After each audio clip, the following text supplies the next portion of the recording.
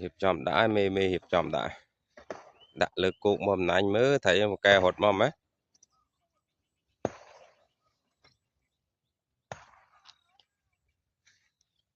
ở đó rồi đã mê đã ô ngó vào bên đây lực cục xuất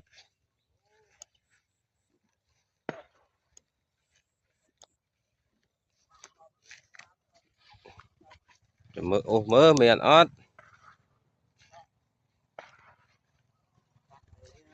mê thum bóng rồi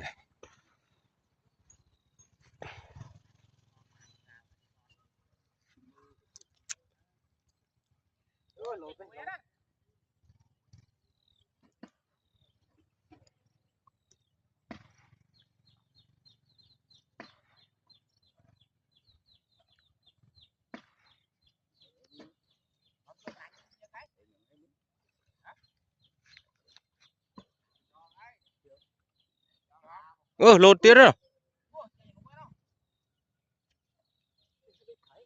chơi bay lá cho nhá bóng lột rồi nhảy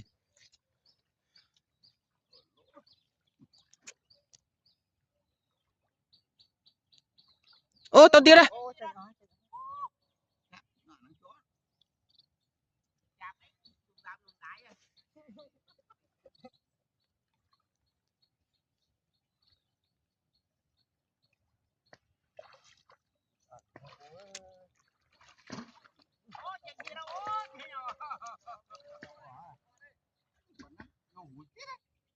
lá bay lá thế